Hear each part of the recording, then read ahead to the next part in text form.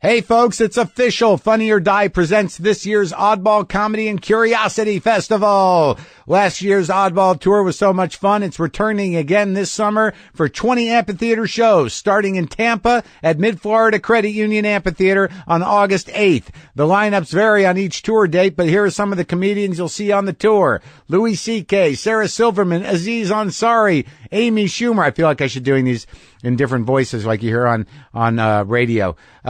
Bill Burr, Dave Attell, Jeff Ross, Jim Gaffigan, Whitney Cummings, Dimitri Martin, Chris Hardwick, Hannibal Buress, Jim Jeffries, Reggie Watts, and oh yeah, me, Marc Maron. Tickets go on sale this Saturday at livenation.com. And we're also sponsored today by A24 and the new film Obvious Child, starring Jenny Slate. Jenny is scheduled to be on WTF in the future, but right now you should go see her in Obvious Child. She's great in it, and I really enjoyed the movie. I love her. It also stars Jake Lacey, Gabby Hoffman, who you've probably seen on Louie and Girls, Gabe Liedman, who you can hear on episode 223 of WTF, and David Cross, who we all know and love. David Slappy Cross. This summer, choose funny. Obvious Child is expanding to more cities, so go to obviouschildmovie.com to find out where it's playing near you. All right, let's get on with the show. Lock the gate!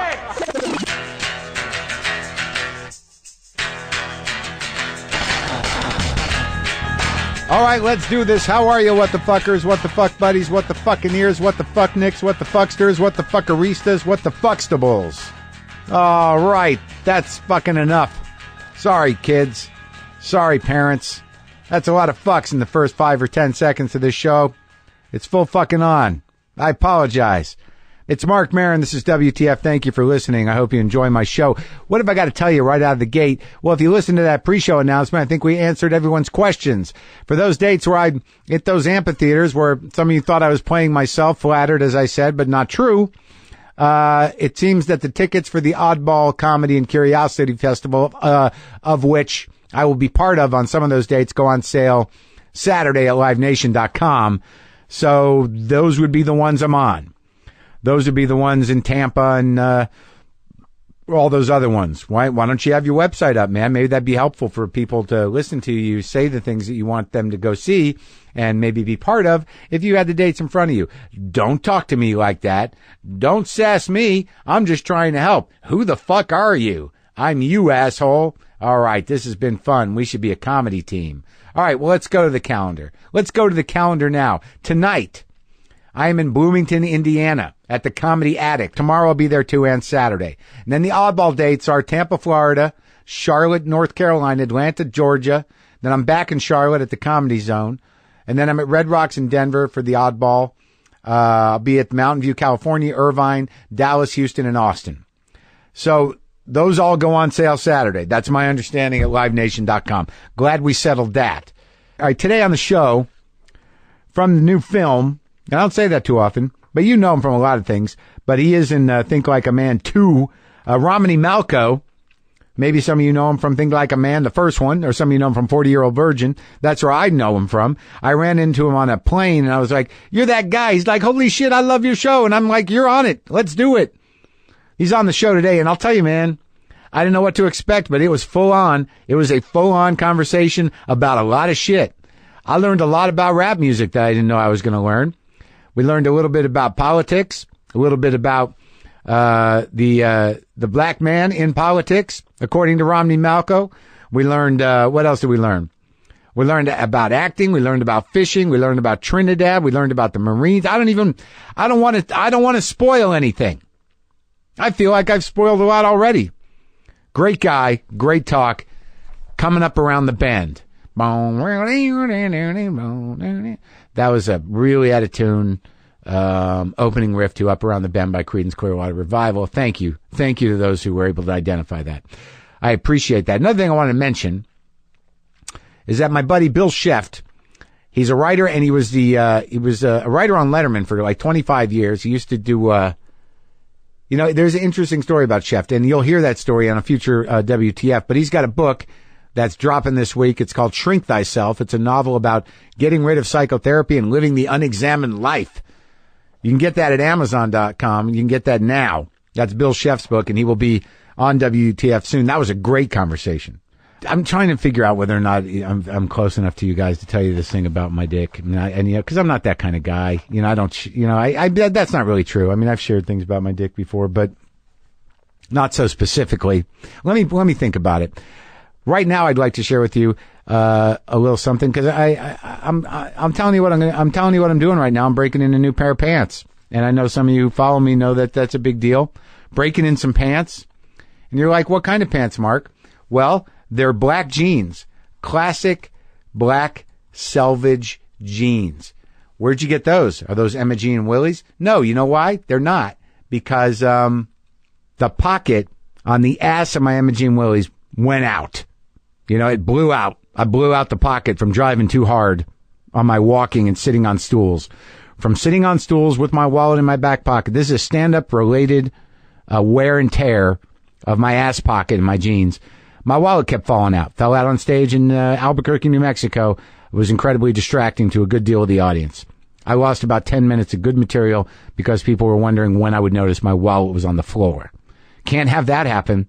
That's a professional liability to have an ass pocket blowout where your wallet can fall out and just capture the imaginations of an entire audience of adults.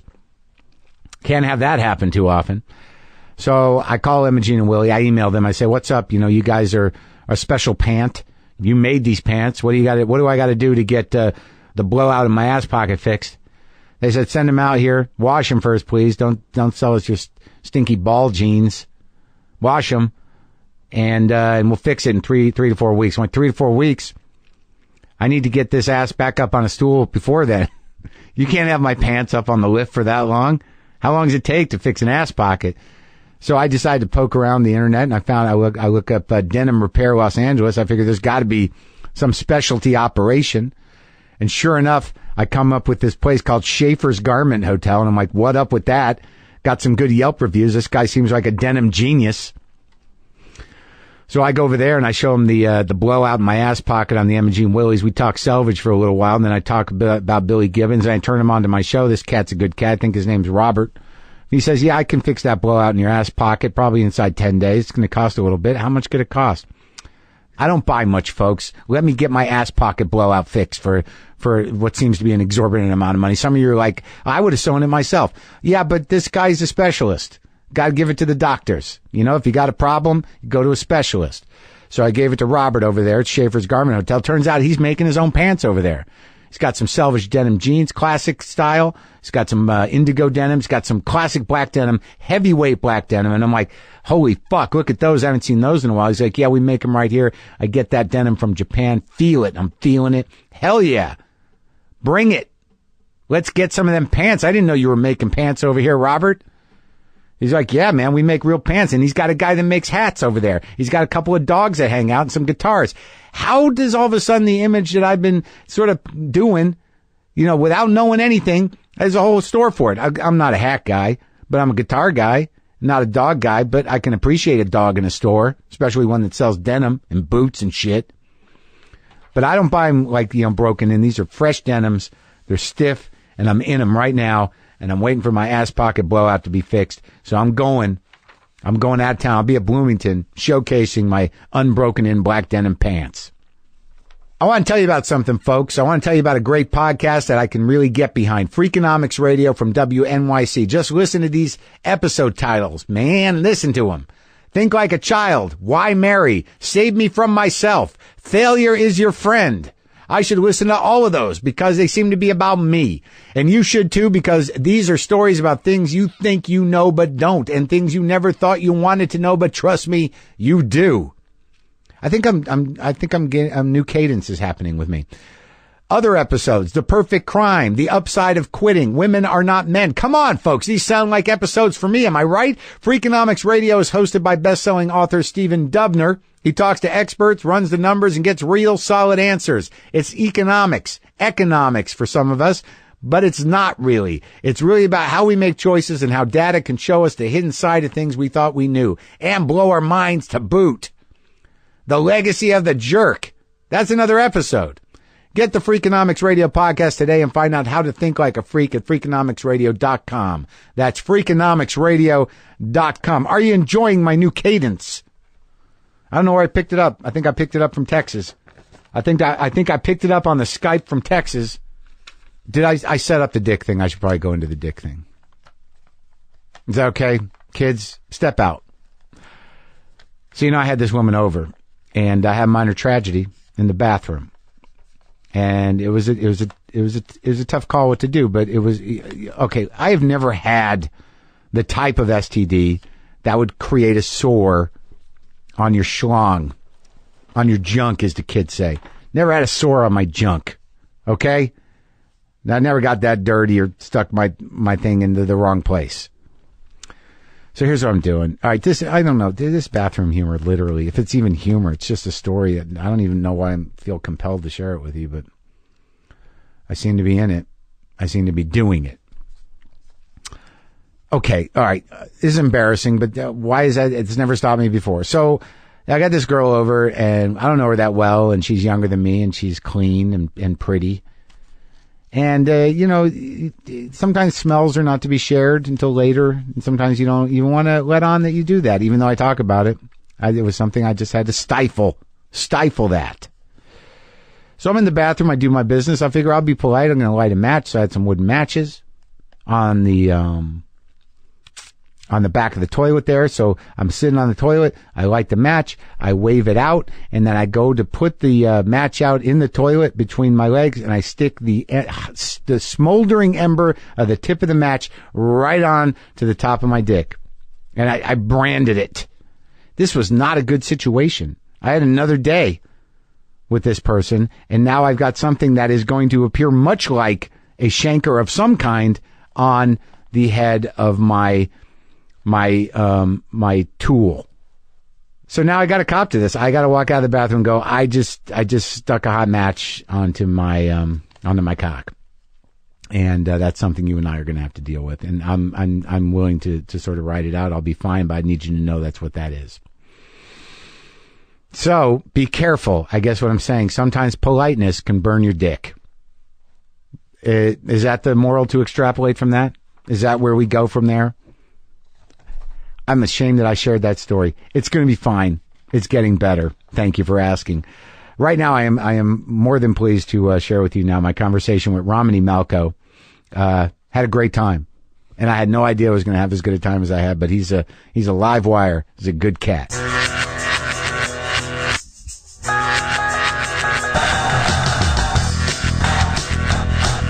I did this interview for this magazine. I'm not going to say their names because they don't deserve it. But the headline that they chose to use completely out of context. Yeah. I was like, what the fuck? What was the headline? I'm like, then I just realized it's this lowest common denominator, man. They wrote a letter of apology saying we were just trying to, attract readers and blah, blah, blah. Yeah, but the thing is, it's like, what good's the apology? The shit is out there. Thank you. Right? I mean, it's like, I appreciate you apologize, but could you now take it out of everyone's head? Thank you. I fucking agree. Exactly. And then now I did this association with me being this way. I'm like, fuck these people. What way? Man. What happened? Come on. Oh, man. What? I don't know. You don't have to mention the magazine. What was it? It's just implying that somehow or the other I had to get back to black people. What the fuck? What do you mean get when back? The fuck did I ever leave? When did I stop being black? You know what I mean? Yeah. And so anyway, it was hilarious and demeaning. Get back to black people. Yeah, like what was that based on? Like, cause that interests me. That when somehow or another someone decides like you've turned your back on your black. Yeah. Like me.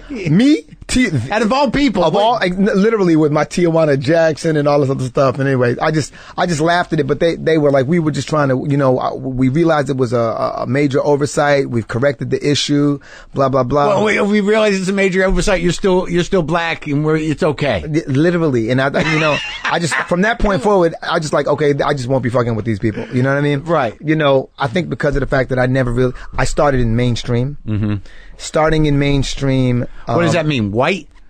You know what? Well, I don't know because. What would you say the beginning? Like, it's a 40-year-old virgin was a big break for you. That was a huge break for me. 40-year-old virgin. Is that what would you consider that was when you were arrived Where people knew you? Yeah. That's where I know you from. Yeah. 40-year-old virgin. But you were around a long time before that. Yeah, I was around for a bit, and I hadn't really been doing big stuff. Like the things I got to work with like Vince Vaughn early in the game on a project called The Prime Gig. But where'd you come from? Let's go back, because I go back. Okay. I'm willing to go back with you. I know, dude. I'm a listener. I'm an avid listener. I know. I'm prepared. I was just talking to Ashley about, she's like, I was looking for the cats, and I'm talking to Ashley, and she was like, they're in the bedroom. I'll show you. Yeah. And she said, they don't come out much. And I was like, well, I think they came out when Cranston was on. They might have paid a visit. Well, I think it was when Cranston was on. I could be wrong. Well, he might have seen him. I'll show you the cats after. Okay. But what kind of name is Romany Malco? It's a gypsy name. Is it really? Yeah. Why? Why you get a gypsy name? Because, my family's Trinidadian and Venezuelan. Uh-huh. And in Trinidad, we have a lot of East Indians. And I could be wrong about this, but just in Trinidad, being that, the East Indian culture is so common. Yeah. My name isn't that far-fetched, what I mean? Right. Probably the most spoken language in Trinidad is Bengali, which is like a dialect of Indian? Indian dialect. Have you spent time in Trinidad? Plenty. I went to school in Trinidad off and on as a kid. Oh my God. Yeah, so I have family from Venezuela, like Maracas in Venezuela, and then I have family from like San Fernando, Point 410, all over the place, Los Ciro, all over the place in Trinidad. Uh-huh. And, and both my parents met in Brooklyn, but they were both Trinidadians. My mom came from Trinidad to compete. She was she won Mrs. Universe. I mean, really? She won Mrs. Trinidad and Tobago and came here to compete. And my dad had come here because New York University, NYU. Yeah, NYU was very interested in my pops. He was already an established surveyor and engineer. So it's a specific type of background, but it's not mostly Spanish. It's a mix, right? It's probably, it's like similar. I guess I had a place in Brazil, and I found Brazil to be very similar. You had a place in Brazil? Yeah, on the northeast coast of Bahia. Why'd you just get a place in Brazil? You just felt like it? You know what? One, I'm really into fishing. I'm really into fishing, and I found the place that sat between this town that sat between two huge rivers, and right above a town called Recife, Reciphe or something like that. But Recife sits right above, is the billfish capital of the world. Billfish. Yeah. So, And that's a good fish? That's a good fish. It's you're talking like, like I should know. A billfish. Well, it's a pretty prestigious game fish. And, you see the ones, they have the big long thing on the front of them. That's not a marlin. That's a marlin. Like a marlin, yes. So it's like a marlin. Yes. So you're a game fisherman. I love game fishing. You go out on a boat and you wrestle the fish. Well, now I go out on a kayak.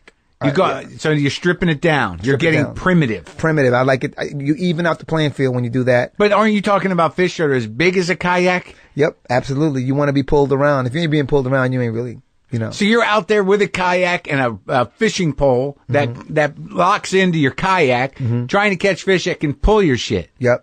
That's right. And then you just wrestle it out until it gives up. Well, it's dope. And then what do you do with the fish? Well, then it depends. So I'm a catch and release guy. You know what I mean? Now, I caught like a 40-pound white sea bass, and his ass got 8. Where'd you get that? Oh, yeah. Off the coast of Santa Barbara.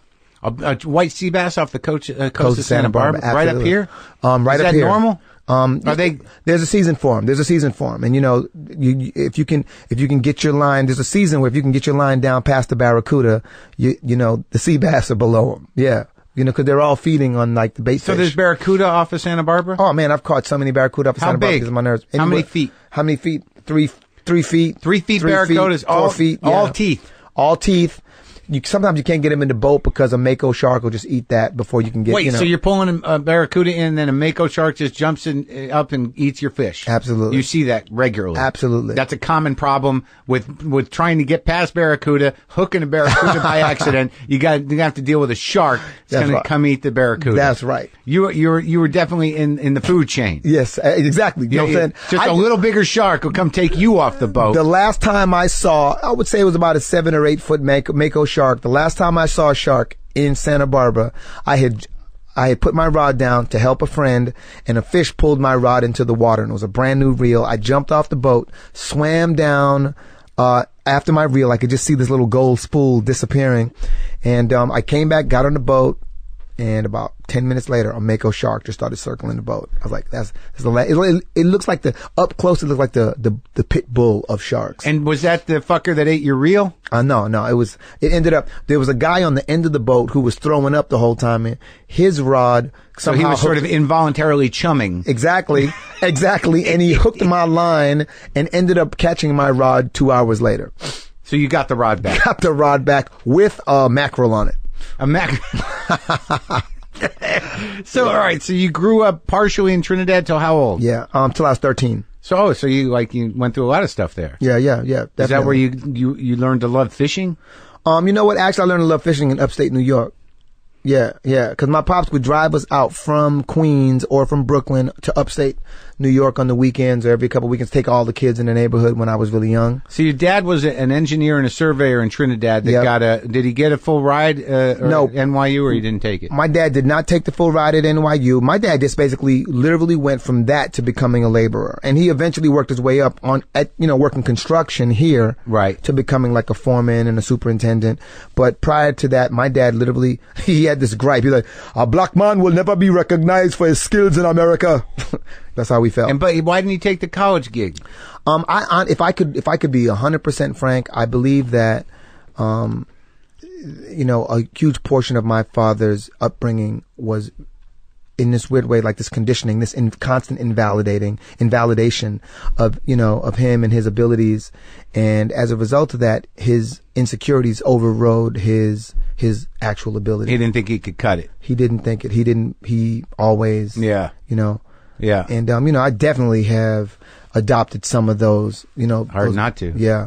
You have siblings? I have one younger brother. Yeah. I mean, my dad's got like 13 kids, supposedly. I've met 5, for like. We're in Trinidad? In Trinidad, yeah. I mean, I imagine that shit stopped once he got stateside, right? Yeah. I mean, once he got stateside, he had me and he fell in love with my mom and he had my brother. They met in New York. Brooklyn Basement Party, yeah. At Brooklyn, and your mom was a former beauty queen. Yep. From Trinidad. Yep. So it all worked out. Yeah. That's how she got here. She won the trip to America to come compete in America. And she didn't leave.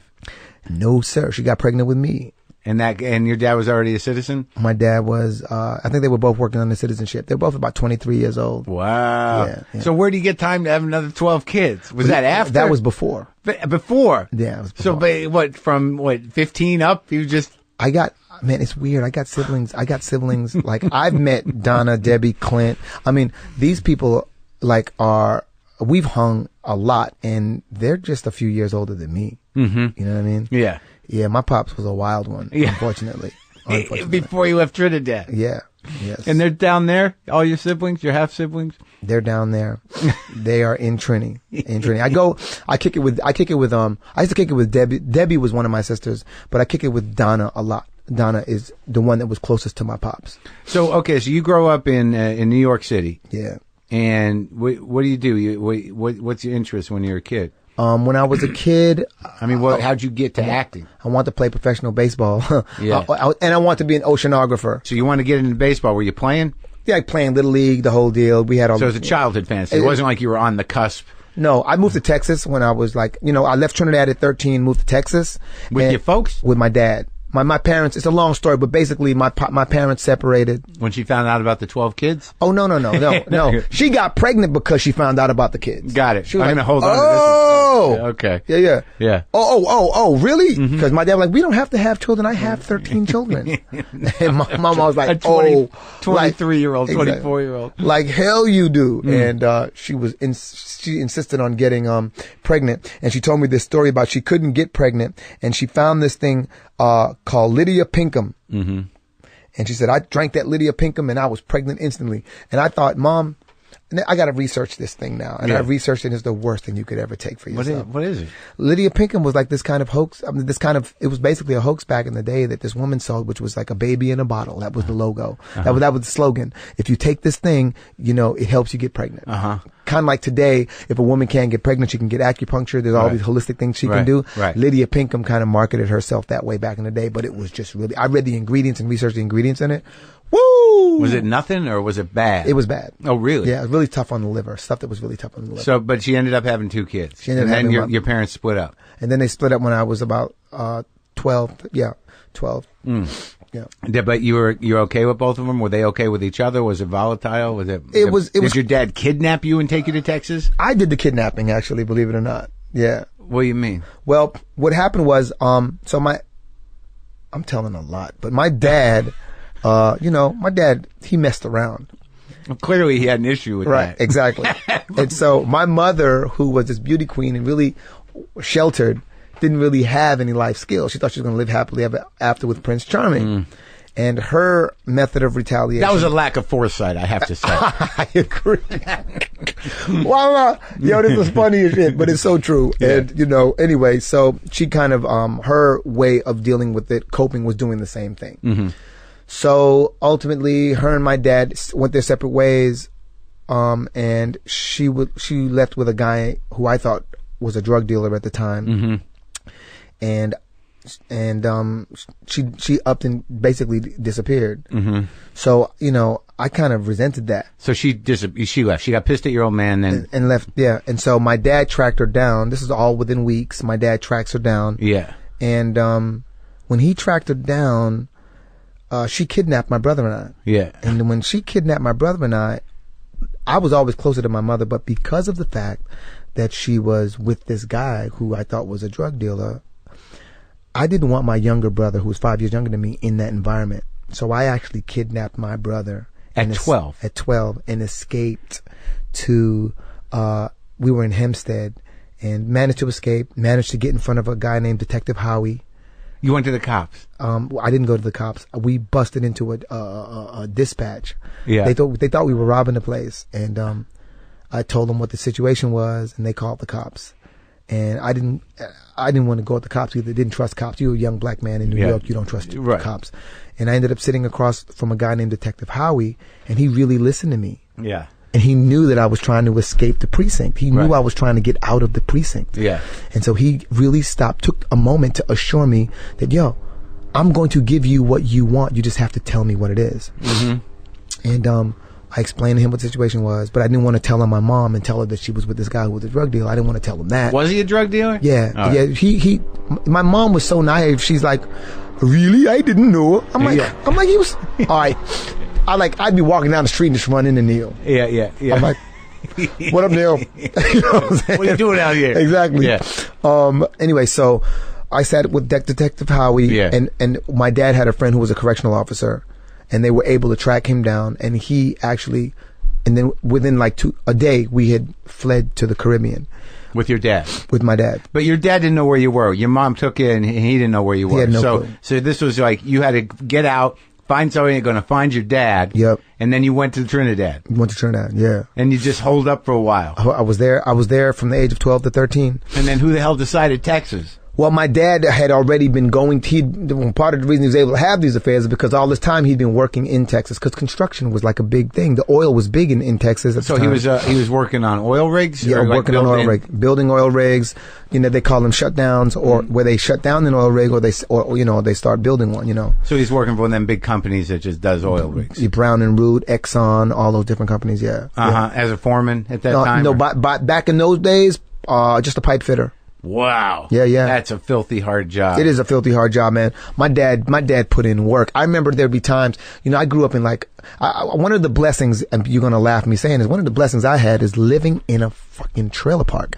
I grew up in trailer parks. In Texas, we lived in the projects and we lived in trailer parks. I got to see all different kinds of culture, especially being West Indian. Yeah. So you got the Trinidadian experience, which is multicultural. 5 most spoken languages in Trinidad. Ready? Yeah. English, Bengali, French, Spanish, and Chinese. How many you speak? I speak 1, which is, and I barely speak English. Yeah. And I studied French for a long time, but I'm not fluent in French at all. And I studied it for a long time. You gotta have a knack for it. You really do. I lived in Paris, and I went to school at the European Language Foundation while I was there. Teachers refused to speak to me in English, and I managed to get around. But once you're not there, once you're not running it all the time, you don't. Yeah. All right. So you go to Texas. So I go to Texas, and so you're living in the trailer park. Living in the trailer parks, just kind of exposed me to culture in ways that I hadn't thought about. Like what kind of culture? Good? Are you talking good or bad? Well, it was a different kind of racism. It was a different kind of trailer park racism. Yeah, it was different. And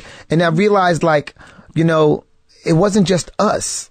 like, I always felt like, oh, you know, black people have it so bad. And then here I am, 13 years old, living in a trailer park, and I'm like, oh.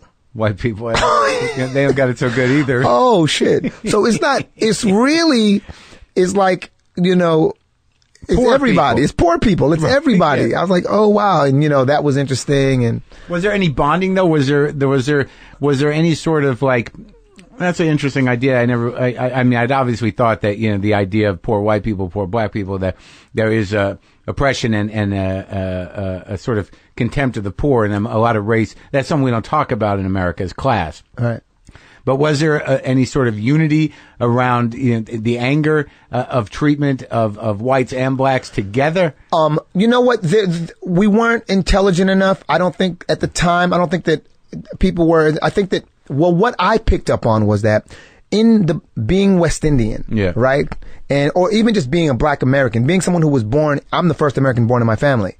Like what I had noticed amongst my people is that there was classism, there was racism according to complexion. So I was darker complected, so I couldn't get into a light skinned party. Really? You know, oh my God, it's hilarious. This is. I wish I was making this stuff up. A light skinned party. Yes. How is that advertised? What's that invitation look like? Do they give you the tone? Like if there's a party, well, you know what? Like if you like literally, like, oh, I hate to say this, but you just weren't invited. You know. Too black. Yeah. Or you couldn't get in because, you know, it's funny. It's just, I just realized that there was this oppression, this learned oppression that we had imposed upon ourselves. Right. And not just in America, in the Caribbean, you know, in my black experience, that's what I experienced, you know? And then when I was in these trailer parks, I was like, oh shit, they do the same thing to each other. You know what I mean? The white people. They're classist, you know, they're classist within themselves. And I'm like, but we all live in so you have a double wide trailer park. Yeah. So, you have a double wide trailer. Oh, I see. So, all right, you know. Yeah, right. So it happens there too. Exactly. And the house on the hill is a double wide down the street. Yeah, you know what I'm saying? Literally. Yeah. That's perfect one. That's perfect. Can I use that from now on to explain this? Yeah. And so that was eye opening for me, but I don't think that everyone saw it that way. And, to communicate and identify with that, but we bonded over different things. We bonded over football and, you know, and baseball and music, you know. So what were your ambitions at this point? When did you start to decide that you were going to express yourself artistically? I was about 7 or 8, and, a dude that lived a few blocks away from me. I lived on 224th and Merrick Boulevard, and a kid that lived there named Timmy got shot at the park. And we were all kind of mourning Timmy's passing. We were all sad. We're at my friend Eddie's house, and there was a guy named Marc who was a little older than all of us. And Marc said a rap. And he said, I heard a shot. I heard a cry. I said, Timmy, Timmy, Timmy, did you have to die? You have to understand, as a 6 or 7 year old, hearing that, I was like, oh, wait a minute. We can express ourselves like that? From that point forward, I was like, I'm going to be a rapper, period. And then shortly thereafter, my dad came home with this record called Rapper's Delight, Sugar Hill Gang. Yeah. And that was all she wrote. So you start doing some 8-year-old raps? Started doing some 8-year-old raps. I write raps for me and my brother. They were corny, like, you know, well, I'm Kid Nice and I'm sweeter than spice. And when I rap to the ladies, they melt like ice. Cause that was the style back then. You know? And that was the beginning of it. But I kind of I was really, you know, I was kind of like, you know, we were kind of like the bummy kids in New York. We were like the bummy kids that didn't have much supervision. Yeah. So I kind of kept that quiet. You know what I mean? Right. And maintained my reputation as being scrappy. Yeah. Which I was. As opposed to someone who writes things? Well, you know, just opposed to someone who was, extremely vocal, you know, and outgoing. So scrappy means like, you know, those are those kids that they don't talk much, they don't have much supervision. It's just ugly kids that didn't have much to lose. You know what I'm saying? I get into a fight with anybody because I have much to lose. You were a fighter? I was. Yeah. When I was really young, that was the way of expression.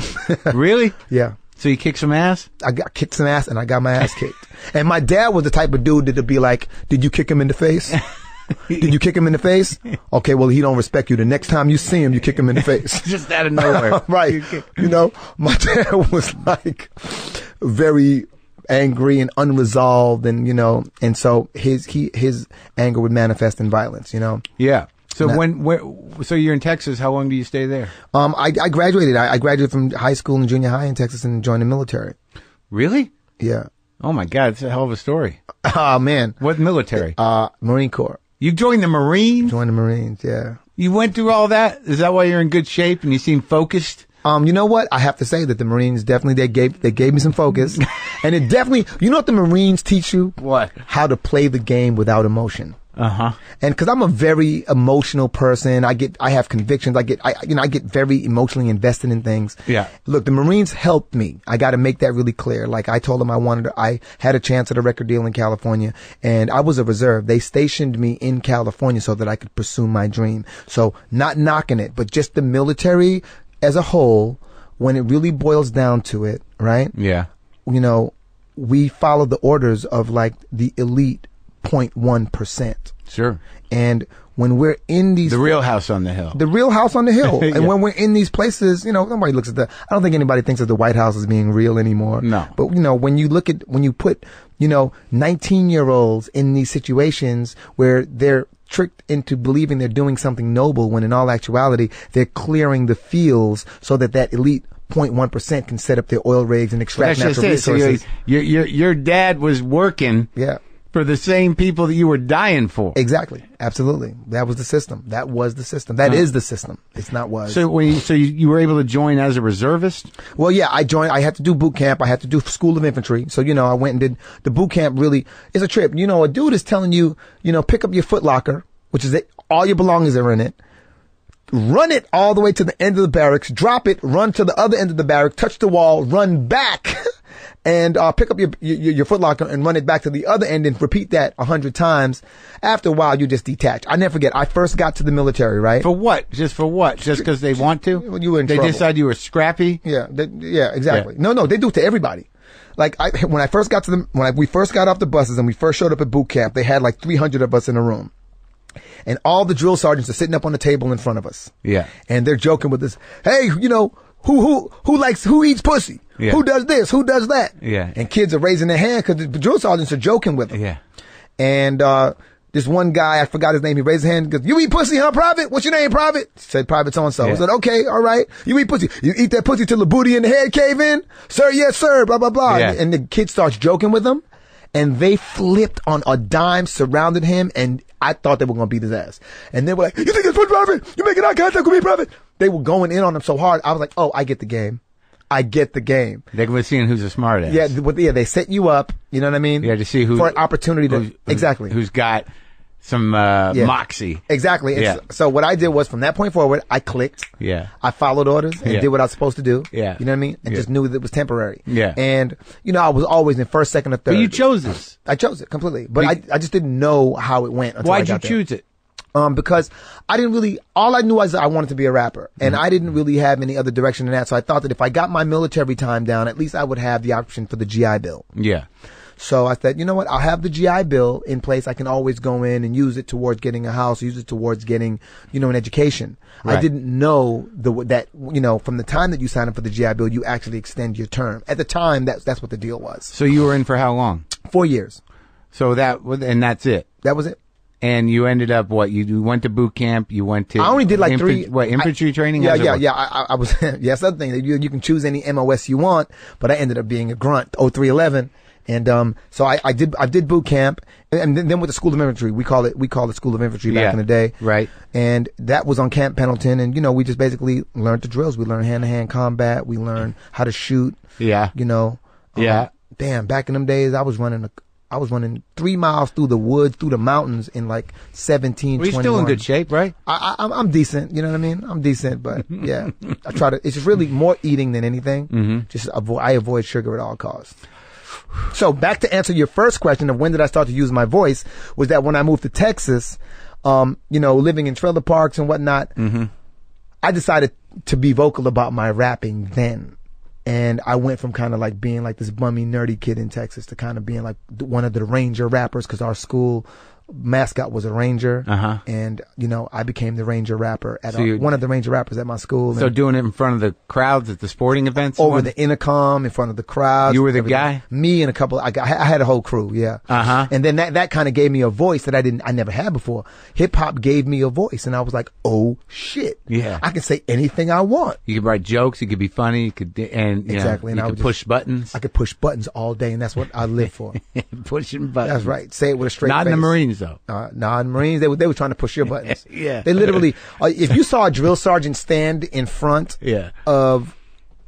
in front of a puddle, Mm-hmm. don't flinch. Because the minute they're gonna seek out the weak one, Yeah. they're gonna be like, okay, Private Maron, Yeah. come here, Yeah. come here, boy. Come here, boy. You are fucking me, Private. So now you have to stand in front of him. That means you're standing in the puddle. Right. Drop, Private.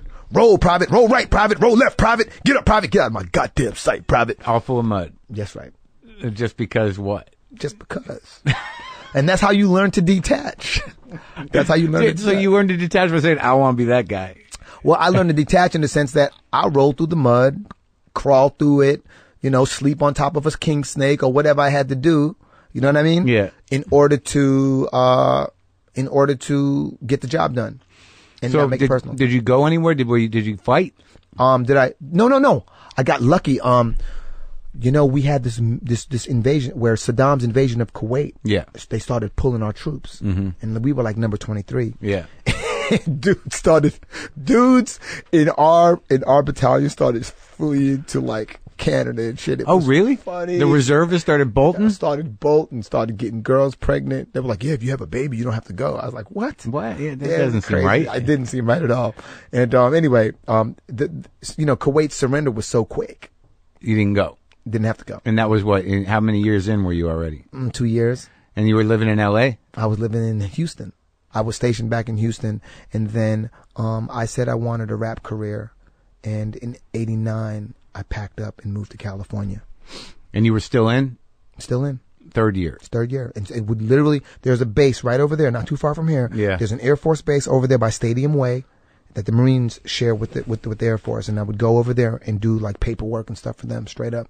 And that was your only requirement? That's my only requirement. Yeah, show up for work occasionally. That's it. So you come out. So what were you doing in Houston? I went to school, junior high and high school in Baytown, Texas. So my goal was to go get my crew and move to California so that we could get a record deal. But they didn't want to go. Yeah. They were like, we can do it right here in Houston. Yeah. And it's true. There were like some budding rap groups like the Ghetto Boys, Royal Flush, Raheem. There was a record label called Rap A Lot Records. There was a dope dude named Action back in the day. And you knew all these Scarface. guys? I mean, we would rap with them at the or battle rap and stuff like that at this club called the Rhinestone Wrangler back in the day. Houston? In Houston. And yeah. that what was that like? Battle rapping? This is a world I don't know about. So you got battle. It's like you go for the jugular. You try to hurt people's feelings. the other guy. You try to hurt the other. You try to destroy their So crew. it's not a collaborative community thing. It's more like the dozens amplified. It's the dozens amplified, but then you come together and you're like, it's the game. It's the game. Right. I'll never forget this guy named Willie D. He said, he had this thing where we used to wear these kung fu shoes all the time. Your guys. Yeah. And he had this joke. That was it. This dude said, it should crack me up so much. He said, this motherfucker dressed like he know karate. Head like a donkey and a German shepherd body.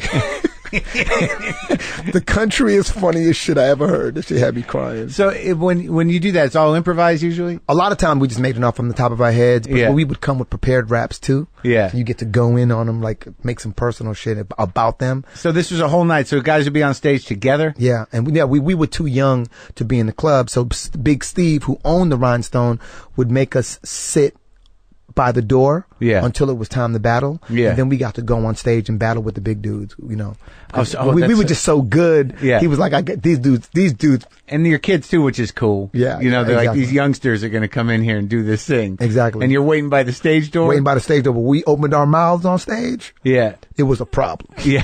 It was a problem. Like I never forget. I ain't gonna say the rap group's name, wanting to beat our asses in the parking lot. And people were like, "Yo, man, they kids." He's like, "Yeah, but they talk like grown-ups, nigga. You gonna say some shit?" I never forget that shit. They talk like grown-ups. Yeah. They didn't give a shit. He wanted to whoop our asses. But but generally it was friendly. It was friendly, you know, and we had a community, like it was a hip hop community. And ultimately we did things for that community. Right. You know what I mean? And, it was new in the sense that, you know, the South was kind of disregarded back in those days, in hip hop. You know, the West Coast, had their thing and the East Coast refused to acknowledge us.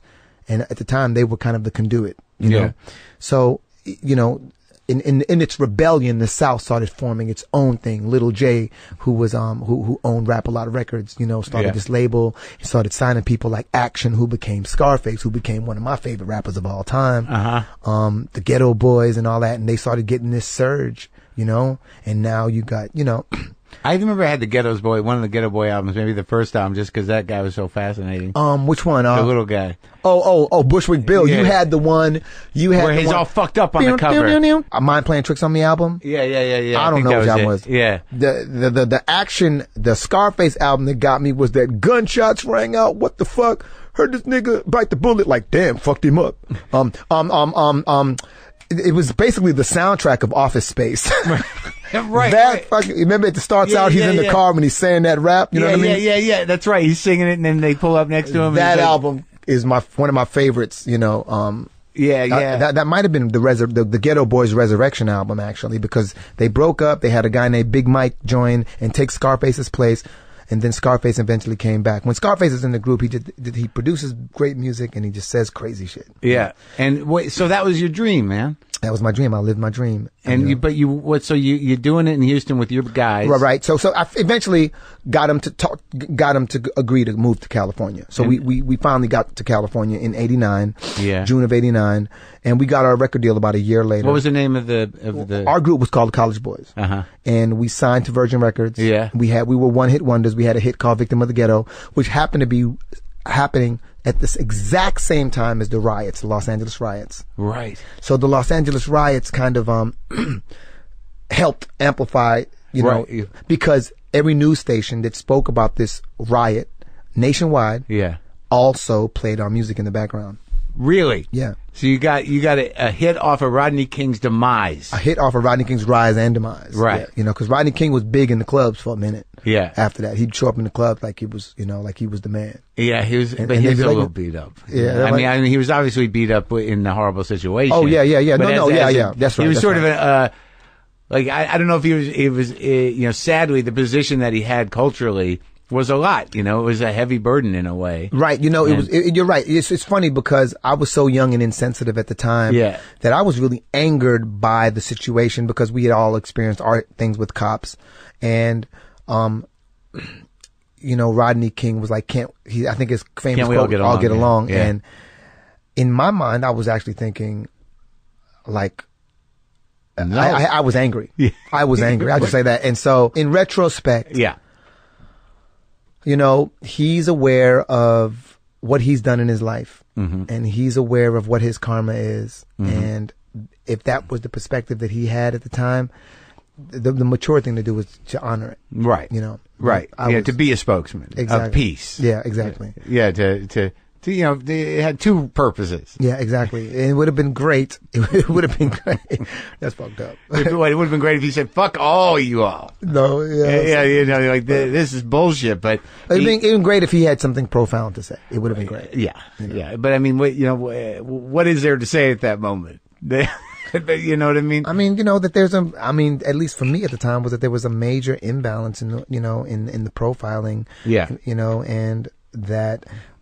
there's this convenient way of making young black Americans a scapegoat for the judicial system and for the prison system, you know, and at the time that was really obvious to me, you know, and speak about the amount of tax dollars that go into it. And if you're someone who isn't, you know, look, from my research, your birth certificate is basically a banknote that's handed over to the Federal Reserve anyway, right? Right. So ultimately, each person on average is worth about, and my numbers could be off, but about $750,000 in taxes over a lifetime. So ultimately, all the debt that 0.1% accrues, they pay them back by handing over these banknotes to the Federal Reserve, right? And if you become a non-tax-paying citizen, as far as America's concerned, well, we're going to get the taxes out of you by putting you in jail. And when you're in jail, we'll get $166 a day in tax money from the public, to pay for your incarceration. I never heard it framed that way. Well, leave it up to me to do some shit like that. You know what I mean? I like it. You got a desire to break it down to its most simple definition. You have to. Your birth certificate's a banknote. If you ain't paying on that note, they're going to put you in jail to make their money. Yeah. Bottom line. I mean, that's how it looks to me. And you know what? That's my interpretation of the information that I've collected. I'm not saying it's a fact. That sounds like a good rap. Yeah, that would be like, think about that, damn it. The idea that your birth certificate's a banknote for the Federal Reserve. Yeah. That's fucking some cutting through the hypocrisy. That is some solid, verse there.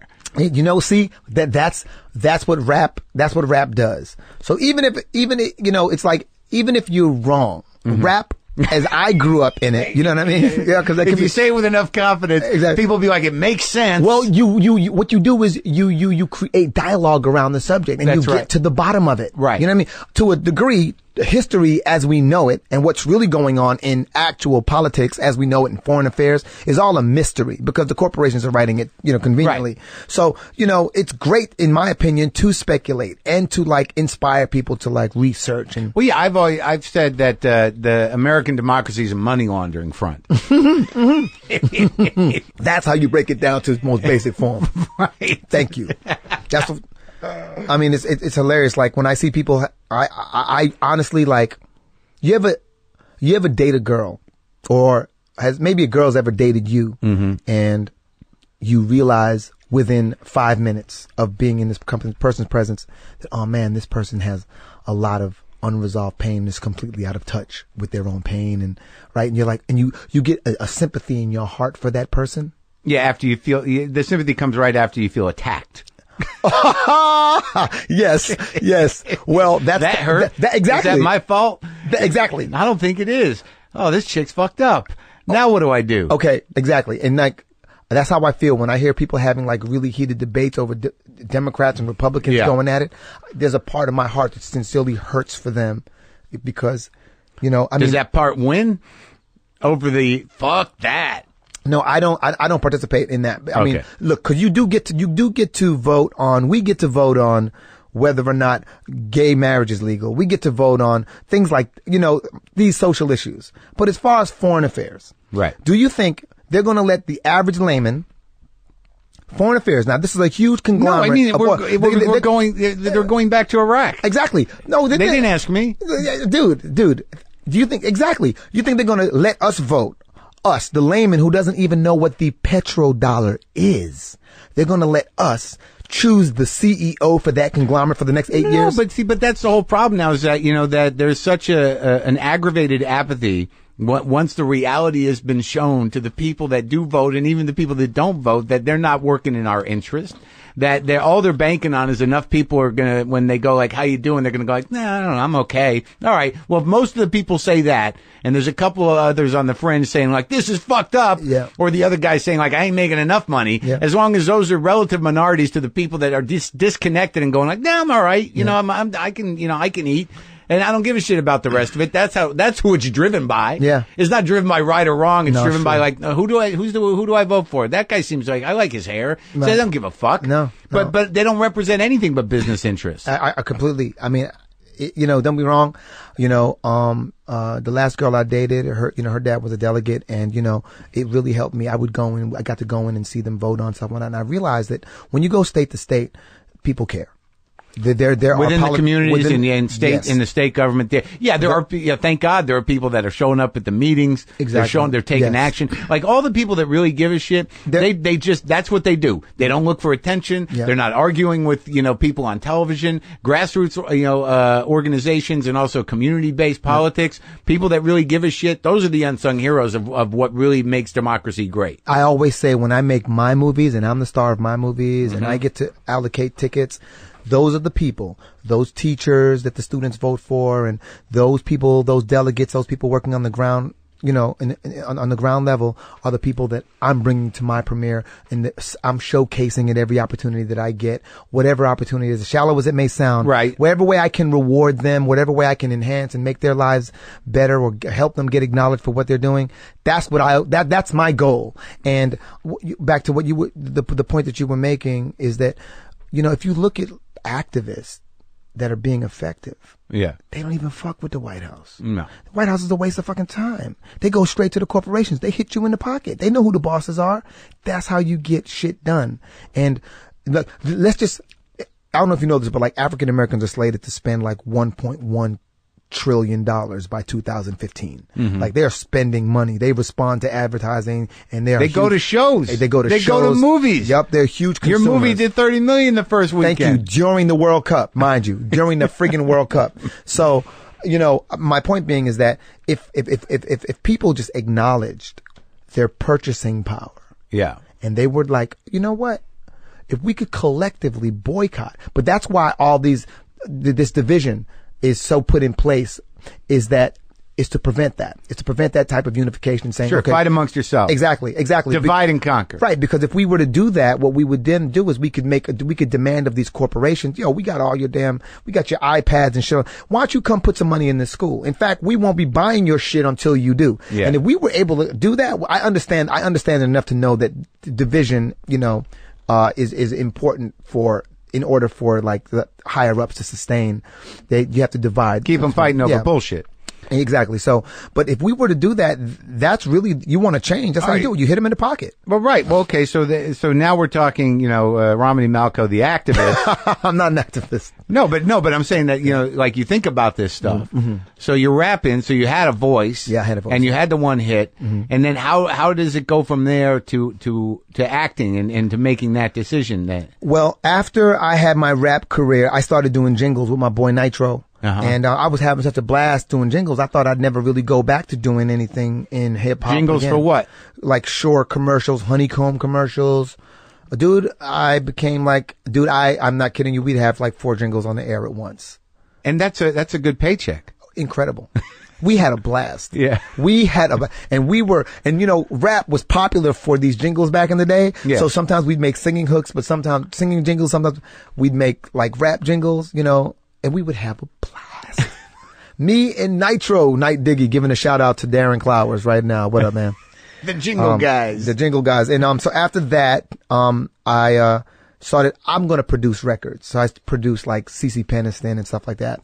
Not her big hit, but I did get to produce some stuff on CeCe Peniston, and I did some stuff with Randy Crawford. And then after that, I started an internet business. And I'm telling you right now. Yeah. We are not going into this. I'm just going to say this. I started an internet business. Yeah. And that shit changed my life. 1997, I decide I'm selling stuff on the internet. I start selling shit on the internet, and within 3 months, it's not a whole lot of money, but at the time it was. Yeah. I was making more money in 3 months than I'd ever made as a rapper. Selling what? Health products that revolved around male health. Specifically. Okay. So if you wanted boner pills, if you wanted to get, increase your fertility, herbal if you stuff. wanted like natural, herbal stuff for like you want to gain muscle. Were you manufacturing this stuff? Or? I was not, but I was getting private label deals. Uh-huh. I was getting private label deals. Okay. And, so were you using your image, your picture? Like, look at me. Hell no. I pretended to be somebody else. Cause I was like, if they find out that a rapper is selling them this shit, it's going. If they find out that a black dude is behind this company, we in trouble. You know what I mean? So I did it. I would pretend to be, I would speak to everybody on the phone and just pretend to be a spokesperson for the company, but I would never make it seem like I owned it or that it was me. But it was your thing. It was my thing. And where the hell did that come from? Where'd the incentive for that? The inspiration? You're producing records, you're rapping, you're making jingles, you're going to sell herbal boner pills. A comedian that who I'm not going to name. Okay. Said she was going to be in a certain magazine. Okay. Turns out that when I went through the magazine, it was just her hands. Uh-huh. And she was holding a blurb in Details magazine. Uh-huh. I read that blurb and it gave me the impression, it like a light bulb. I was like, if I advertised on sports radio, mm-hmm. I'd be hitting 99% of my demographic if I started, doing things around male health. And I couldn't let that go. After that, it was all about. You just had an idea. It was an entrepreneurial idea. Absolutely. Had nothing to do with your creativity necessarily. It was just sort of like, I got to do this. Yes, because I've always been an aspiring. In junior high, I sold candy. In junior high, I sold buttons. I'd make Menudo buttons and New Edition buttons and sell those. So you're always like a little little entrepreneur guy. Always. I used to throw parties. By the time I got to high school, I was throwing the biggest parties in Baytown. Me and my boys were throwing huge parties. For money. For money. Oh, yeah. Oh, yeah. Yeah. It was, you know. So you had that going. You knew you wanted to make bank big. I knew I wanted to make bank at some point. And, somehow. Didn't matter. Did not really, to be quite frank. Yeah. I wasn't going to sell drugs. Right. We sold a little weed. Right. But I did not feel good about that. I did not feel good about that. You can't set up a site for weed, not then. No. Maybe now. Yeah, exactly. But even that's dicey. Yeah. I mean, you know what? It's funny though. Like, you know. How long did you keep that site going? That site went until about my first really decent acting gig. I would say that I kept it from 97 to about 2004. Wow. 2004. And it kept doing well. Oh, yeah. Oh, it was the funniest thing where I had an agent being like, you're going to have to choose because you're making good money there. Yeah. If this links back to this, you know, and I started stepping away from the business. I got calls from Howard Stern. I used to be on Jonathan Brandmeier's show all the time. It was ridiculous. On the phone? No, man, live on his radio station. For the male herbal stuff? Mm-hmm. On the radio, though? On the radio. So they still can connect you, but you're using a real name. What else you want to talk about? All right, so when did the acting break come? How'd you get into that? I get a call from George Stephanopoulos, right? You know George Stephanopoulos. His brother, Andrew Stephanopoulos, and I are pretty decent friends, right? And Andrew Stephanopoulos How'd you meet that guy? At Virgin Records, when I had gotten my record. When did the Paris thing happen? The Paris thing, that was when I shot a movie with Paul Rudd. Before the website? It was during the website. Okay. Shot a movie. So you going out for auditions, you had an agent? Oh, I didn't have an agent. I got into acting because John Leguizamo heard some stuff that I had done for Paula Abdul's animated Cat. Yeah. And he was like, I want to rap like that for my movie called The Pest. Yeah. And I want to say that this was around the time that my business was doing decent. So it might be 98, 99. Yeah. And so I started writing this stuff for John Leguizamo when we started hanging out. And his wife at the time was named Yelba. Yelba. And she was like, Rom, we hang out with comedians. You're one of the funniest people we ever met. And I wasn't trying to be funny. Yeah. So it was an insult. I never thought of myself as funny. Right. But John was like, you mind auditioning for this movie? I was like, fuck it, I'll give it a shot. So he couldn't be there because he was off filming Romeo and Juliet. So I would audition for the casting agent, Wendy Kurtzman, and the director. They called me back 6 times. They called me back for a mixed match session. Yeah. I didn't get it. Mm-hmm. The brother from Mad TV, who was also in Jerry Maguire. Ari Spears, my bad. So I didn't get the role. Didn't trip, went about my business, back to my internet business. I was traveling all over, traveling to Japan, Italy. My business afforded me luxuries I didn't have before. I had a beautiful girlfriend. We were doing everything we could, right? Yeah. And she was really smart. She's like, oh, let's go to the Galapagos. Yeah. Okay. You know? Yeah. And then, about a year goes by and I'm getting calls from all over the place. And I'm paranoid now, like, what the hell is this? Yeah. And it turns out that it was just basically a bunch of, my girl was like calling me and saying, we're getting faxes from these people. They tracked you down through the music industry. And I'm like, about what? I'm like, why the fuck are you telling people my shit? Why are you giving them my fax number? You don't know who this is. 'Cause I'm thinking it could be the cops or some shit, right? And, it was basically casting agents in Hollywood. Wendy Kurtzman had told them that I was her favorite audition of all time. And it was pilot season. So the word had gotten out and they'd all wanted me to come in and audition for stuff. So I went in and ended up testing for a couple of things. And they were like, and then agents started saying they wanted to represent me. And so I just listened to all the messages. I had 30 messages from all these people. And there was this one lady named Lisa DeSante who sounded really nice. Yeah. And sincere. Yeah. And she's the only person that I called back. I went and sat with her, had a checkbook in my pocket. At the end of it, I was like, how much is it going to be? And she's like, no, baby. I get you checks. Yeah. And I was like, who do I wrote this to? You looking at this Italian chick, she looking at me. I'm talking about how much. We sat in the office for like 3 hours. Yeah. And she was like, no. Yeah. I pay you. I'm going to get you paid. And then that was it. And I started acting from there. Did you stay with her? I stayed with her forever, but, there came a point where, Lisa DeSante has a huge temper. Mm-hmm. and her temper was... Is she a solo shop, or she work for somebody? She does, she's a manager now. She's all established and rocking now. Right. But at the time, I went, I tried to stay with her best as I could. But, to justify my move from Lisa DeSante, I would just say that, I had a manager, and I had Lisa DeSante as my agent. Lisa DeSante was sending me out for the role to play Tupac in this MC Hammer story. Yeah. And my management called her and said, don't do that. And she was like, why not? She's like, because he should be the lead. And they had an argument. Yeah. And I ended up booking the lead. Yeah. And I thought to myself, I didn't even think of myself as the lead. Yeah. Maybe I need to be in the company of people who think of me as the lead. You know what I mean? Right. What was that movie called? It was called Too Legit, the MC Hammer story. It was a VH1 movie. Oh, okay. So, all right. So you did a lot of little stuff. Did a lot of bit parts. They were funny bit parts, right? Yeah. Yeah. Some were funny and some were straight. One of them was a drama, my first show was called Level 9. And after I booked enough TV, I booked a lot of commercials first. And then after I booked commercials, I started booking a lot of TV. And then after I started booking a lot of TV, I worked my way up to getting a TV show. And then after a TV show, I started working my way up to getting small roles in movies, and then eventually worked up to being a significant player in a movie. But what happened is around 2000, one of my best friends, his name is Jesse Peretz, who I had met through my girlfriend. My girlfriend's bigger sister booked me in my first commercial at the time. I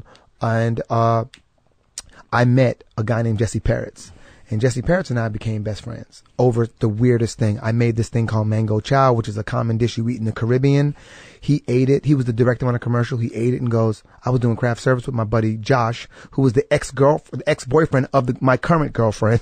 You were working craft service? Craft service with my boy Josh. Yeah. And he was like, this is before I started my company. Right. And I met Jesse. Yeah. And Jesse tasted my mango chow and was like, I used to eat this. My Trinidadian babysitter used to make this. This is a Jewish guy telling me this. Yeah. And then he starts imitating the Trinidadian accent. We were best friends from that point forward. Still. Mm-hmm. And he ended up directing this movie, and he wanted to cast people for the movie. So he had this guy named Ross Broccoli, who was really funny. I know Ross Broccoli. Ross Broccoli's fucking funny as shit. He's in Nebraska. Ross was one of my guys back in the day. Yeah, I gave Ross a place to stay one time, and this motherfucker wakes up in the middle of the night and goes through my closet. Yeah? Was he in his sleep? He was sleeping. Opens the front. When was this? When were you hanging out with Ross Broccoli? Ross Broccoli, 2000? Oh. 1999, 2000. Is that right? That was back when I knew him, yeah. Yeah, maybe a little bit. We had a little falling out, but I mean, he ended up he did some commercials, he stashed the money, he went and he bought a farm. He goes to Nebraska. Good for Ross. He was an interesting guy. He really, really was. See, he's the kind of guy that you would find me hanging out with. Yeah. Unintentionally. You know what I'm saying? Yeah, and what's the director's name? Peretz? Jesse Peretz. He's pretty much the producer. He's a producer on Girls. Does a lot of Nurse Jackie. I think I just met this guy because I just did a part in Girls. Yeah. A couple weeks ago. You met him. He's your best friend? Yeah, man. That's my brother. God damn. Small world. Jesse Peretz is my brother. Yeah, he introduced himself to me. Okay. It's all making sense. Ross Broccoli, you. Yeah. Everybody's connected. Yep. Exactly. So, what movie did he put you in? A movie called The Chateau. Okay. I begged him not to put me in it. So we said, okay, well then just help me cast it. Cause I wasn't really an actor at the time. Mm-hmm. So I did. I helped him cast it. And, after I helped him cast it, he asked me to play a small role. And so he put me on camera for it, carried it back to his producers, and the producers were like, why can't Romany be Paul Rudd's brother? And I was like, Jesse, your first move, First Love, Last Rights was not a success. Yeah. If you want to fail again, put me in your movie. Do not do this to your career. I beg you. Yeah. And they insisted, and we ended up doing that movie, and it pretty much changed our careers. Oh, was it a good movie? It was a great movie. I mean, it was like a really independent movie, and it was, aesthetically, it was horrible because This was the Paris thing. It was the thing in Paris. Yeah. And you and Paul still friends? Oh, yeah. Yeah. And we shot that for like 13 days. Yeah. We shot it for 13 days, and I just never left. I was like, I'm staying. Peace. I was like, how long did you stay? About 6 months. I had to come home. Yeah. But I just didn't want to leave. So by that point you're shifting out of the boner pills. Yep. No. I'm going strong. I'm going strong on boner pills at this point. Boner pills is what's funding me in Paris. Did they work? Yeah, man. Yeah. Oh, dude. Well, it's so funny. Like, I've been so blessed because growing up in West Indian culture, Yeah. if you had a problem, there was a natural remedy for this thing. Yeah. And so this whole pharmaceutical culture was pretty foreign Yeah. in my family. Uh-huh. And, it's like even to this day, if people tell me they have a problem with whatever, Yeah. there's a natural solution to it, and so even to this day, it was everything that my dad cooked when I was a kid. Drink this. This is good. This is good for the tool. Yeah. For the tool. Eat this. This is good for the tool. Everything was good for the damn tool. So of course I started a fucking business that was good for the tool. What were the herbs? Just asking for a friend. Now, there's things like guarana and, I can dig that stuff up and I can promise you, I can point your guys in the right direction. For the tool. For the tool. Help for the tool. Everything good for the tool, man. Take that. That's good for the tool. All that good for the tool. I still ain't answered your damn question. But the point is, The point is that I, did this movie with Jesse Parrots, and the next thing you know, people were asking me to be in other movies. And but the big break that everyone knows you for, and which you first sort of hit me, was as Jay in 40-Year-Old Virgin. Yeah, Judd Apatow. He asked me to be in his movie because he saw me in the chateau. Yeah, and that was a funny part. Yeah, that sort of defined you comedically. It did. I was like, I was new to the business. I didn't have a clique. I didn't grow up I didn't start acting until I was 30. Yeah. So I was new to the whole game. I didn't have a clique. And to be pulled in by Judd Apatow and like introduced to all these guys and just do yourself. Yeah. What would you say? Yeah. I was like, seriously? Wait. That's what you were doing? I feel like the most common question in my life is, wait a minute, I can say what I want? Yeah. In everything. I can be in an interview. I can be dating someone. Wait, I can just say what I want. I could be rapping. I can say what I want. Yeah. Judd was like really funny. He had great jokes. And like I never forget it. We were doing one of the earlier scenes where we're discovering that he's a virgin. Yeah. And I was saying, that's, it's cool if you're gay. Yeah. I got friends that's gay. And Judd yells, in jail. Yeah. I lost my shit. I must have chipped my tooth on that damn table. I lost my shit. Just to be around a guy who was so creative and fresh. Yeah. 4 days into our production, the production got shut down by the studio because they thought, you know what? You've already shot in half the movie and we haven't improved the look. Mm-hmm. But just the Judd was covering so much footage because we were playing so much. Right. Yeah. And he was so seasoned by that time. Yeah. That he was like, no problem. Sent us all home, came back Monday and went back to work. Judd was great. I guess that's the real skill of a great producer, is just sort of like keep your cool and like, all right, we'll work this out. Him and Shauna Roberts had no facial expression. Oh, really? Oh, yeah. So, okay, cool. All right, cool. All right, guys. So see you on Monday? Yeah. No, we'll let you know. So you don't want me to come back tomorrow? We'll let you know. So you do a few other roles, and then you do the Love Guru. Yep. That was look. If you look at every job that I've been involved in, 40-Year-Old Virgin, Baby Mama, Blades of Glory, Weeds. Yeah. I wanted to get next to the people that I was. How was Weeds? That was great, right? It was incredible. Mary Louise Parker is my sensei. She would kick my ass, and I thank her at the end of every day. What do you mean she kicked your ass? She didn't fuck around, You were on that for what, a few seasons, right? Yeah, Mary Louise Parker will punch you in the face. She's a hell of an actress. She was my sensei. Deep. And like, she really taught me. Well, first of all, my acting coach is who taught me. Yeah. Sandy Marshall flipped the script, broke me down. I used to laugh. I'd be in the pews laughing at people on stage crying like these actor types. Yeah. Never considered myself one of them until I ended up crying on that stage. She was your boot camp. That was your boot camp. It was my boot camp. And from that point forward, I knew she made you roll around in the puddle. Exactly. She made it clear that everyone could see through my facade. The emotional puddle. Yeah. There you go. Yeah, man. Time for you to meet you. Exactly. That's what she did. I'm like, this shit is therapy. Yeah. I didn't sign up for no damn therapy. Yeah. But yeah, Sandy Marshall, she gave me free class. She just made me stay after class one day. She's like, I'm going to tell you something. She goes, I think you're talented. And of all my students, I really believe that you could go somewhere. Mm-hmm. So I'm going to give you free classes because I don't think that people give you things very often. And all you have to do is show up. That's what I did. I showed up. You were a challenge. She was going to break you. She was going to make you what you are. Yeah, and she really did. I never forget, man.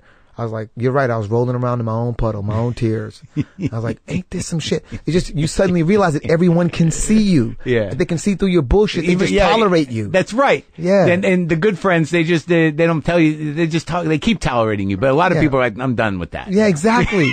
And I didn't know that. But they know the better part of you. Right, exactly. But I was so charming and entertaining that it was really everyone else's entertainment at my expense. And I didn't realize that either. Because you thought you were getting away with something. Yes. And she just completely exposed me, and I was like, and that from that point forward, I actually began to take it more seriously. Seriously. Like with something like The Love Guru, which was, I mean, notorious tank. Mm-hmm. Does that affect your jobs? You know what? For me, it didn't, because in fact, it got me jobs. Yeah. But also, the shit that I learned from Mike Myers changed the game for me. What was that? Well, just everything. Like, he taught me things I did naturally. He suddenly made me aware of. Like, right. I didn't know what memes were. Right. And I didn't know that I was creating memes in my career. Right. In 40-year-old Virgin, I created all these memes. Right. I didn't know that shit. It's hard to know until it becomes one. I mean, it's a rare person that does intentional memes. Right. But it was years after the fact. And everywhere that I went with my mom, people were like, don't put the pussy on the pedestal. And, I didn't know that those were memes. Right. I didn't understand that I didn't know about color association. Right. So there's a color scheme, and you can create certain color schemes that people will automatically associate with your movies, consciously or subconsciously. No fucking clue about that stuff. I had no idea. This dude, Mike Myers, is so fucking deep and smart. Yeah. Seriously speaking, like, it was another situation like being with Mary Louise Parker, where where if you didn't sit and take note, let them slap you in the face, you were an asshole. Right. Because there was so much to learn. And you learned a lot about comedy, a lot about marketing. Comedy. But you'd already sort of done your own marketing thing. I mean, you had an instinct for it. I did, but he showed me how to systemize it. Like, he had a trailer. Yeah. One trailer with just a wall full of pictures and colors, and like a wall. Yeah. Not a wall, the entire trailer. Yeah. It's like, if you didn't know it was his, you'd be like, oh shit, somebody's getting murdered. But it's weird because that movie didn't, with all his memeing and colors. Yeah, well, there was a couple of things that happened. One of the things that happened was that, there was a great script in the beginning. Yeah. And, because of the fact that, how can I say this? There was so much pressure to deliver. Right. That everything lost its essence. Right. Because people started micromanaging everything. Right. And all the fun went out of it. Right. Another thing was, I think that the director, who is actually a good guy, he just was inexperienced. He got steamrolled over. Oh, right. And then lastly, there was this huge smear campaign that occurred at the release of the movie, where people started coming out and speaking out, being vocal about Mike Myers and speaking out against them. Right. It was like a 4-page spread in Newsweek. In Newsweek. Why was that? I don't remember. I think that supposedly there was this history of bad blood between him and a few people that he had worked with. Uh-huh. I really try to not stay as far out of that shit as possible, because for me, I got to work with a genius, and I've never been an actor who's been like, oh, you have to strike when the iron's hot. I don't believe in that. Yeah. And I really have to do it my way, and it's probably to my demise. And then the other part of it is that I've gained so much artistic integrity from being in the presence of people like him and Mary Louise Parker, that it was worth every penny for me. I don't really care if a movie, I get everything I'm going to get out of the movie while we're making the movie. That's it. Yeah, that's it. I don't look and go, oh, our movie's going to do 30 million this weekend. That's not me. But it did. It did. You had something to do with it. Yeah, I know. Yeah, it's true. I know. And Kevin's a great guy. Dude. It's like, I've had him in here, and it's just like, the guy fought the fight. Came out on top. He's incredibly grateful. Yep. He's generous. Yep. It's got to be about 80% of his success because he's got a good heart and he does the right thing by people. He really does. He does the right thing by people. I'm doing my own movie now. He signed on to play a role in it. Uh-huh. Like, he's that dude. Yeah. He's like, man, I owe you, Rom. I got you. How many days do you need? The busiest man in Hollywood. Yeah. Got to be one of the busiest comedians in Hollywood. Yeah. I owe you. How many days do you need? When he said that to me, it took me at least 4 minutes to respond, because I could. What? My movie? My movie? You sure? Because I was literally doing that for like 4 minutes. Yeah. He is a generous guy, man. Now, this is interesting because we talked a little earlier about the movies you want to make. Now, this is your movie. Now, Yes. we talked earlier about, some of the things that you want to give back to the community. Absolutely. Is this one of those projects? This is one of those projects where it's like, for me, the situation is that, in the world of Hollywood, they tend to make you either or. Yeah. So, you're either, this or you're that. So my experience growing, you're either an angel or the devil. Right. You're either a whore or a virgin. A very binary way of thinking. Sure. And so I have a problem with that because I've grown up with people who were heavily flawed with the best of intentions and gave the best advice they knew how. Yeah. And these people aren't depicted in film anymore. Yeah. You're either one or the other. The Right. films that I grew up watching, that was that. So one of my favorite films of all time, ever since I was a kid, was One Flew Over the Cuckoo's Nest. Sure. Now you can look at Jack's character on a lot of different levels. Yeah. You can look at him as crazy. You can look at him as rebellious and obnoxious. You can look at him as a hero. Yeah. You know what I mean? Leading the frontier or pioneering the frontier. You can look at a lot of those characters in a lot of different ways. And I love that where you're actually engaging the gray area. And I feel like with the dumbing down of a lot of film, because of the fact that we're not even making film for we're making film for non-English speaking people. Right. They have if you go to France, they have some of the most sophisticated films that you've ever seen. Yeah. But if we're trying to make a movie that's accepted over there, we got to have explosions and shit. And, exactly. Yeah, Because we don't know the intricacies and the idioms That's of their interesting. culture. The international market has broken it down to the lowest common denominator. Well, only because we're catering to, in my opinion, some of the most sophisticated films I've ever seen have been made in the international market. Uh-huh. My personal taste. Sure. But at the same time, when we're raising all our money to make our movies, we're raising the money overseas, 90% of it. Okay, I'm gonna just say this for those who aren't aware. I'm speaking the obvious here, but just for those who aren't aware, the way that it works these days is this: if a comedy costs more than $30 million, it's probably not getting made. Mm-hmm. Anything else, if you're going to make a film, you're usually going to want to make it in the $100 million and up range, which is basically you're making 4-quadrant movies at that point, where it appeals to the broadest audience possible. I think Michael Igor or something like that made that announcement when the proposal was so successful. They said we'd make another one. He was like, no, we're not making a follow-up. I don't care if it made $140 million because it's going to cost us $70 million to make it. And by the time we spend that $70 million and we do the P&A budget, we're not going to recoup on that. Mm-hmm. So if a comedy isn't under $30 million, we ain't making it. Mm-hmm. I think it was Michael. He was the guy who said that shit, right? Mm-hmm. Okay, cool. So now everyone's jumping on that bandwagon to try to keep the comedies. But the thing is that comedies, like you think of Woody Allen and whatnot, they were very specific to our culture. Right. And so, that type of stuff these days doesn't translate as well overseas. Right. So you're making it for a niche market, so you got to keep it like at $1 million, $2 million. Exactly. So what's happening with film these days is 90% of the money's being raised in foreign markets. Right. So we're here in America trying to make money, but in order to get that money, you have to put people in your film that sell overseas. Right. So in order to do that, you now have to make a movie that appeals to that market. Yeah. And if you're an American making that movie and you're hoping to get some type of domestic gross, you're really kind of making a movie for non-English speaking people. And as a result of that, you're going to go for the explosions. But okay, so you've put together money. Yeah. That you got domestically. And you've got Kevin Hart committed to it. Yeah. And it's a story of a flawed protagonist. Yes, exactly. And you hope that it'll speak to who? Ultimately, what I want to do is it's a comedy. I want to exactly. It's a dark comedy. And you wrote it? I wrote it myself. Been writing it for a while. And what I want to do is I basically want to start reintroducing the idea of the gray area in a movie.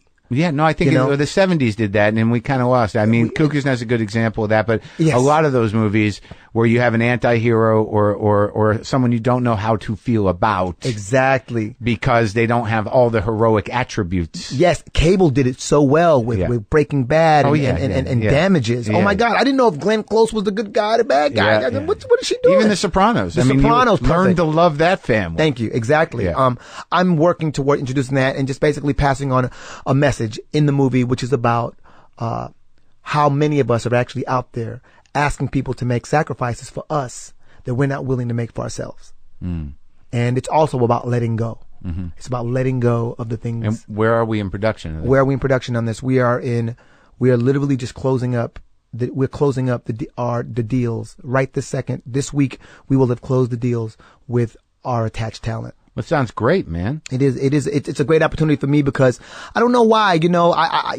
I think I was a lot angrier before in my younger years, but I never really got the calls that I thought I would get. I never really got invited to play with a lot of these, other movies that had occurred. I never really was. I didn't start being asked to be a lead until recently, like over the last year and a half. How old are you? I'm 45, and so and I was look good though. You look 35. Thanks, man. I appreciate that. Thank you, dude.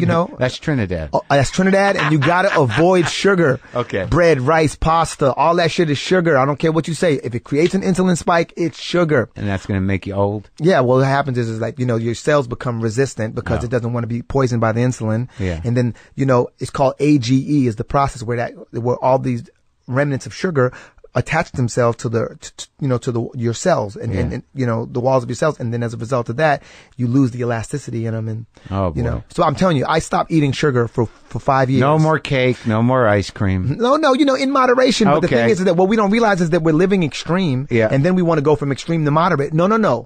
You got to go from one extreme to the next, and then you got to work your way back to moderate. All right. Well, before we go, tell me about Tijuana Jackson. Oh, Tijuana Jackson. He's an ex-convict turned motivational speaker that I created. And, Mike Myers really helped influence that as well. I've been doing them for like 13 years. Doing them where? I just doing them for my friends. And then a few years ago, I put them on the internet, and that was all she wrote. Yeah. And, he's this dude who is flawed. Again, the gray area. He's heavily flawed. Yeah. He'll be smoking a cigarette and preaching about health at the same time. Sure. Yeah. And he's got these interesting quotes where he's like, he's like life coach with a goon hand, and he'll be like, life is like a vending machine. You know what I'm saying? It's full of change. That type of shit. He thinks he's really proud of himself. You know what I mean? Early bird gets the worm. Early hawk get to eat both them bitches. Heard me?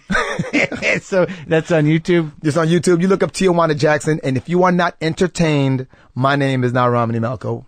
It was great talking to you, man. Yeah, you too, man. Thank you for having me. About it? I'm a big fan of I know, ran into you on the plane. And I geeked the fuck out. Yeah, you're like, oh man, we're going to do it. Yeah, I geeked out a little bit. You've had some great interviews on here, man. Oh, thanks. Now, so is your pop still alive? My dad passed away in 2008. And your mom? My mom is still alive. I just went to go see her. I just got back yesterday. I flew back for this interview. Was your pop able to see some of your success? Or? My dad was. My dad came with me to the premiere of 40-Year-Old Virgin. Funny shit. So my dad comes with me to the premiere of 40-Year-Old Virgin. Yeah. You know Jerry Bedknob? Yes. The guy who played the Indian guy that I know him for with? years, yeah. He looks at my dad, and my dad looks at him, and they, what the fuck you doing here, boy? Turns out that they knew each other. From Trinidad? Get out of here. Yeah, that was great. We had a great night. That's hilarious. Him and my dad got shit-faced that night. That's sweet, man. Well, thanks for talking, and good luck with everything. I'm glad everything's going so well. Man, thank you very much, man. Hit a boy up on Twitter, Facebook, Instagram, whatever the fuck.